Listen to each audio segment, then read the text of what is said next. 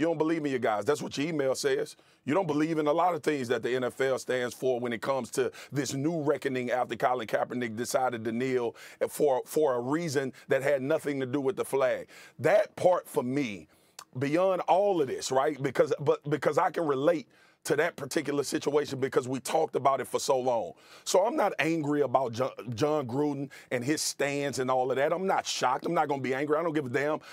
What Jon Gruden eat don't make me boo-boo. Bottom line. But that part about Eric Reid and how you realize how fake people are in public as opposed to how they really feel in private is the part that really is driving me as I thought about this as we talked about it in the first hour. That's wrong. And you got coaches, you got guys in that league that feel the exact same way Jon Gruden feels, but if they get in front of a mic or a podium, they not going to stand on it. I respect dudes that stand on it. I don't agree sometimes with what people say. I don't agree with their stands. I don't agree with their biases and the things that they say. But stand on it if you're going to be that guy. And that's what I got a problem with that particular situation with Eric Reid, along with the issues and the problems I have with the things that he put in these emails. But don't be fake, bro. Stand on it. Yeah, it feels cowardly, but I think that a word that Adam said at the beginning jumped out to me. He said it's what the NFL, it goes against what the NFL strives for. And I thought that was a perfect word because it's not what the NFL stands for. Like Colin Kaepernick didn't play again. That's what the NFL stood for.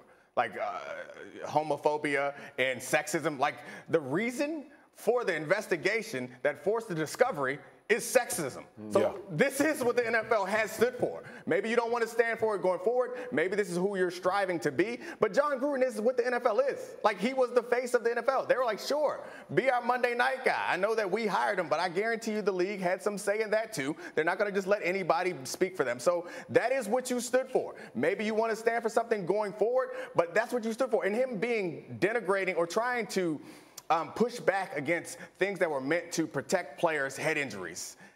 That is one of the, I guess we should not be in the business of ranking how egregious all these things are. Right. They're all very egregious. But I feel like that one in particular is one that's getting glossed over because we want to jump on these other things. But that is huge too. And again, the NFL also at one point was hiding the impacts of these head injuries. So that is what the NFL stood for. Maybe you want to be something going forward, but that's what you were. And he had power in his league, and there are plenty of other people not just in the league, but in this country who feel and agree with the things that Jon Gruden feels and believes, or the things that he said, and have power and make decisions in this world. And it's not surprising, but still appalling nonetheless. I mean, what gets you, Jeff, is these statements are so wide-ranging. We talk about the different things that he said. He's got Carl Nassib on his team, the first openly gay player in the NFL. Such a seminal moment for the league.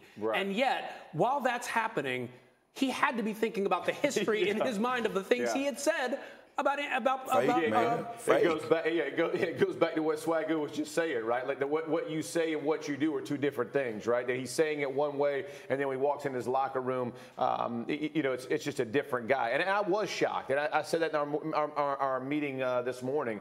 I was surprised. I don't know Jon Gruden other than hello and pleasantry type stuff. I didn't know him as a person, but I was shocked. I was surprised at 7 years of this kinds of conversation and things that went on. But to Foxy's point, man, about he and I were in the trenches. I mean, Domonique and I were battling with that, and how much in information 2011, the players' negotiation for the CBA. And how many people turned on us, and how many conversations we had about player health and safety shocked me, and it shocked him. It shocked Domonique as well. It was painful because these are guys that you think not only care about our game, but about the players in our game who, by the way, are the game. Like, let's not miss that part. They had a hierarchy. Everyone has like a hierarchy of things that are important to them. And for you and I, it was like player safety. And for other people, it's the game. And it's clear that Jon Gruden loves the game so much that it makes him racism. And he loves it so much that it makes him sexism and homophobia. Like, this is absurd to me that you put the interests of these other people. Like, that was his complaint. And many of these is like, somehow protecting guys' heads is bad for the game. Maybe it is, but that's fine. Still doing, still doing good, bro.